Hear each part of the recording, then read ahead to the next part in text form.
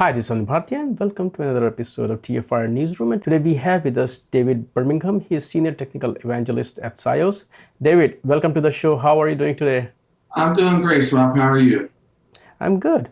And today we are going to talk about outage. And I think as the holiday season is approaching, this is a challenge that almost most companies face.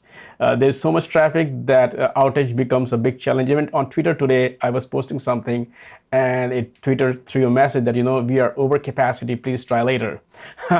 So, but these are like the use cases where, the sky won't fall and the whole world will not stop. But there are a lot of, incidents, where outage could mean either loss in business or some serious implications. So are you aware of any major outages that you still look at them and say, you know what, that was bad?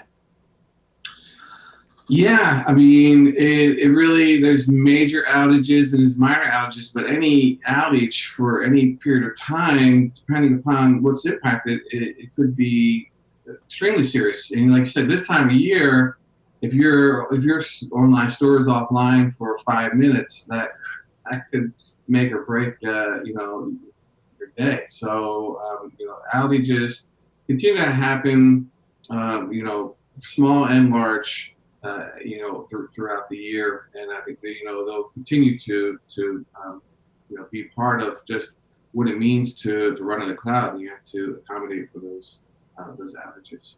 And I'm also curious, what are the actual implications other than the inconvenience that a customer user face? Are there, potential risk or liability, whether it's legal or financial, that, comes with these outages? Yeah, I mean, there certainly are risks that could be, realized. There's so many different ways people are using cloud services today. From you think of all the Internet of Things, connected devices, that you may not realize that you have a dependency on a cloud service until it's not available.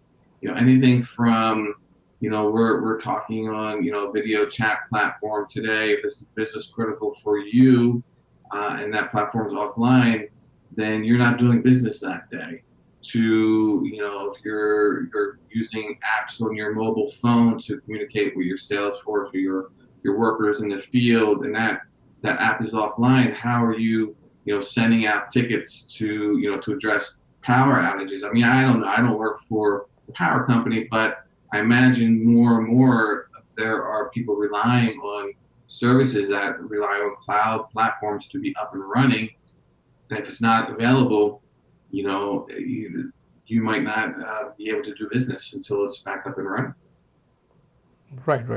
And what is, I mean, sometimes people say, hey, human error, sometimes it could be a bad patch, it could be no patch. So what are some of the causes of such outages that you come across, because you deal with your customers a lot there? Yeah, so in reviewing some of the outages, the big outage I mentioned with the Azure was related to a storm that took off power, affected cooling, which then temperatures rose in the data center and basically fried some equipment that had to be replaced and repaired, and it took a while to do that. So that is always, that's always a risk, but there's more often than not, there's human error, whether it's a bad, server configuration change or a bad DNS update or something along those lines that gets pushed out, and it's kind of the whoops factor, and it's hard to, it's really hard to prepare for those types of outages. For the chiller going offline, you can build redundant chiller systems, right? You can have redundancy, but it's those kind of human errors that are really hard to plan for, because it's hard to foresee what someone might do. You can't imagine. So you're saying that it's easier to deal with natural calamities than humans? Yeah, I would say, obviously there's some natural calamities you don't plan for either, but, you can pretty much look at your risk. Everyone's at risk of Mother Nature. So whether it's floods or fires or hurricanes or tornadoes, you have you plan for those, You and can so plan those, yes. You yeah, can think you of it, but you can never plan a human error or human mistake. You just don't know what they would do. you yeah, you can write policies and procedures and have best practices, but when if something doesn't get followed, that's human nature to make mistakes. So it's harder to plan for those types of outages for sure. Right. When we look at SLAs or service level agreements, what does all this cover, and how much liability does it put on the provider that if something goes wrong? Right. So cloud provider SLAs are typically, we're talking about infrastructure as a service.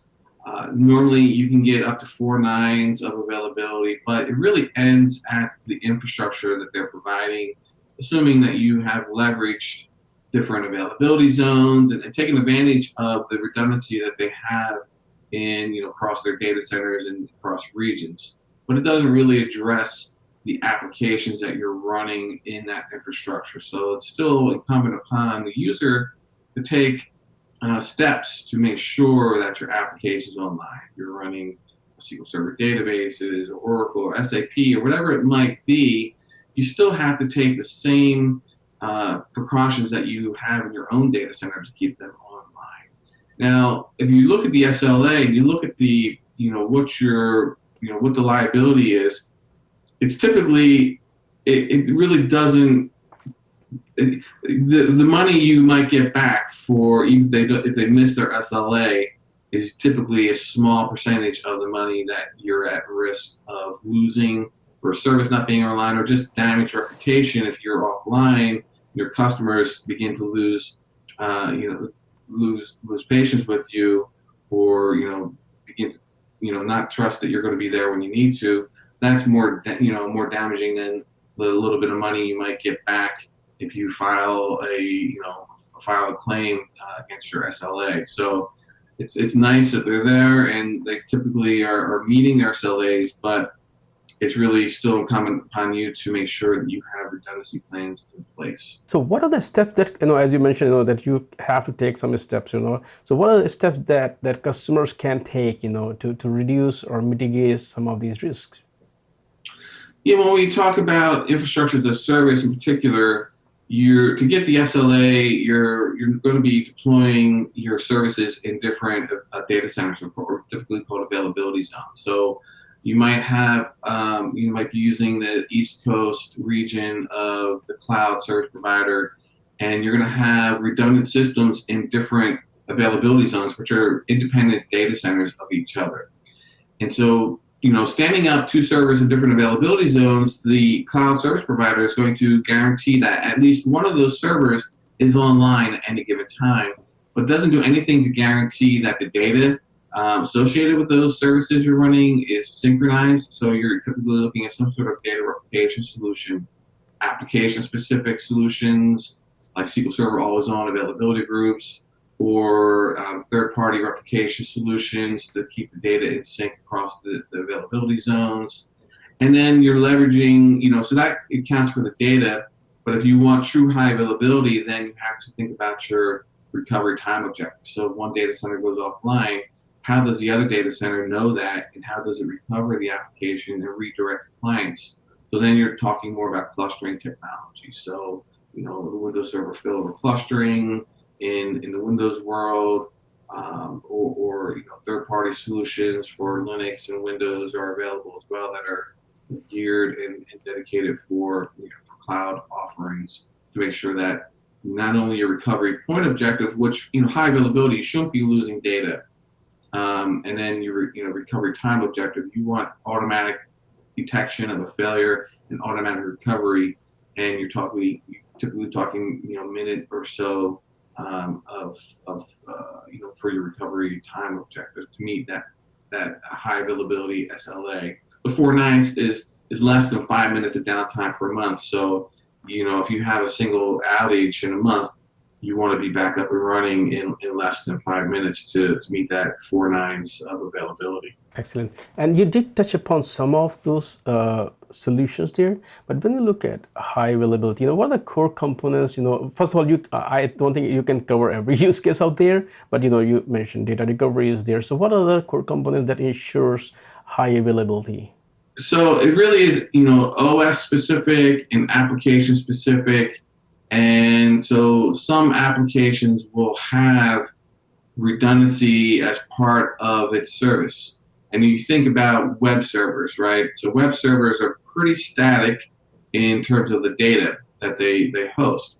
So sometimes just putting up a farm of web servers that are spread across different availability zones will, and then putting a load balancer in front of that will not only give you the benefits of spreading the load across the different web servers, but also gives you redundancy should one of those web servers fail, or even should an entire availability zone fail, which maybe hosts half of your web servers. You still have other web servers up and running, and the cloud service providers also have the ability to spin up additional web servers as the load increases, or if you have an outage like that, and so they can detect when you need more services online to take care of bringing those online for you as needed. So there's web services. The more challenging one, it's going to be those applications that are very transactional in nature, because that data is typically written to one location. And so to get that data to another location, you have a few options. Now, cloud service providers will typically give you the ability to define that the data that you write in any particular data center can be geographically replicated to another data center, either in the local same region synchronously or across to a different region asynchronously. But the controls of when you can gain access to that data, and this was seen in that Azure outage I mentioned earlier, you might have had configured synchronous replication or asynchronous replication to another region for disaster recovery, but Microsoft didn't at that time did not give you the controls to be able to actually activate that data and do the recovery on your own. It's really in Microsoft's hands. And so those scenarios, they didn't activate that data because the nature of asynchronous replication would mean that you would have some data loss. But Microsoft was pretty sure that they could recover the data in South Central without any data loss, but it took some time. So if you want to have controls over the recovery process, you're going to have to look for tools that give you the ability to make those decisions of when to fail to your DR site, and when you can actually recover the data locally without any data loss.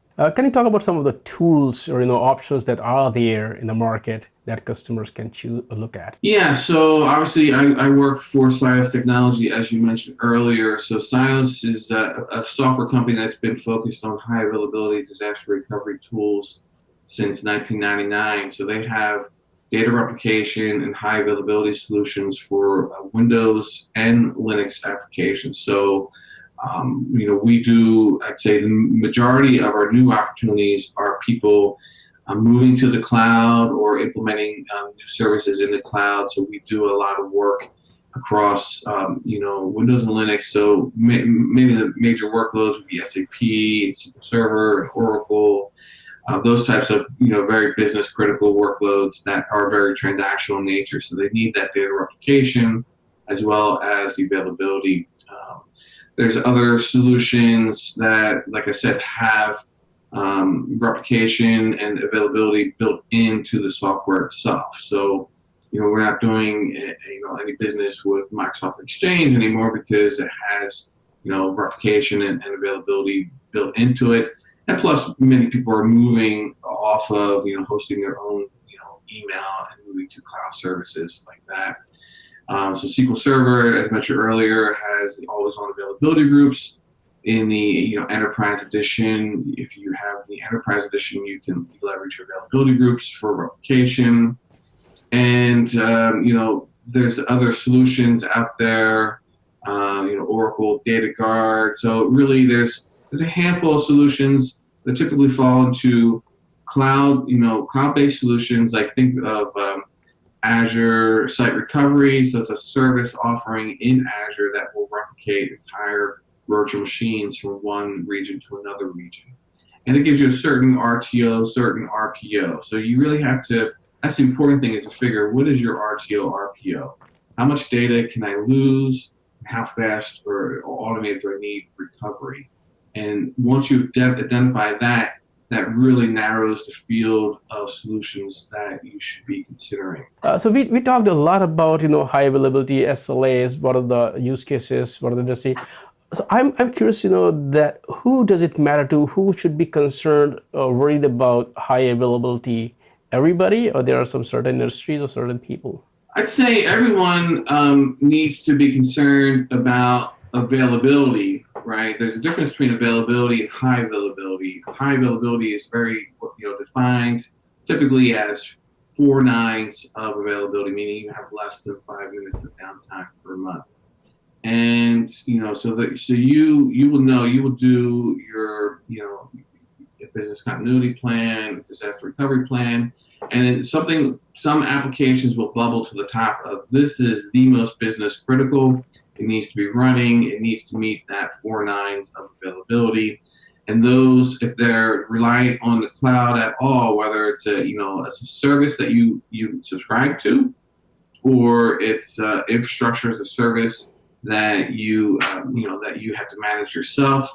Once you identify those, then you have to mitigate and make sure that you qualify for the 4 nines of availability. If you don't, there might be small businesses or some businesses that just aren't business critical. If you're maybe if you're an independent consultant and you just design websites and that's what you do, you might be behind. You might have to burn the midnight oil to catch up if you weren't able to access some tools you use.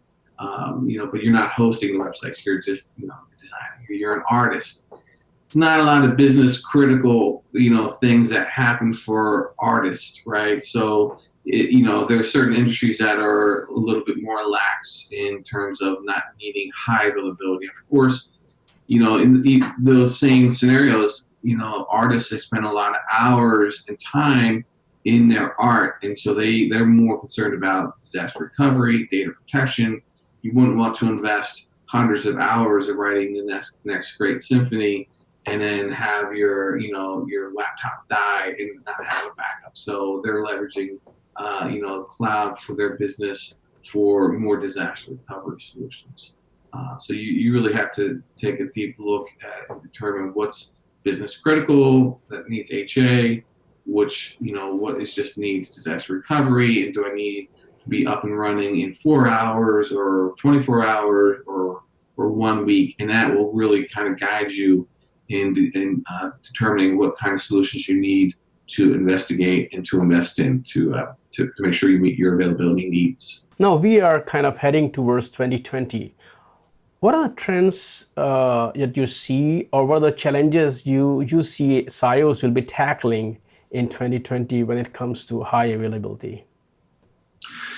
High availability, typically means that you're doing replication of data to make sure there's no data loss, and then you're also detecting and recovering automatically to make sure that your recovery time objective is met. And data and SIOS itself is really focused in the infrastructure as a service. And one of the challenges with providing high availability in infrastructure as a service is that you normally are running redundant systems. So your infrastructure as a service bill is going to be double. You have 2 computers instead of 1, double the amount of storage, and so forth. So one of the challenges that we're going to be tackling in this coming year is to help optimize the cost of those services. So I think people are looking now and say, hey, we have this, but how can we do this smarter? And how can we use some automation so that we can reduce the cost associated with high availability, because it's like I said, without doing anything, it's going to be double the cost. So I think that's the most significant challenge that we'll be looking at in 2020 and trying to help our customers address. Yeah. That was awesome. Yeah, and I think 2020 will be an exciting year from so many different perspectives, and HA is one of those. David, once again, thanks for taking your time out and talking to us today to kind of explain, because people don't think about high availability often. It's only when things break then they think about it. But some of those, steps that you mentioned, and there are some solutions that can really help people. Once again, thank you, and I look forward to talking to you again at some point. Great, thanks, Mark.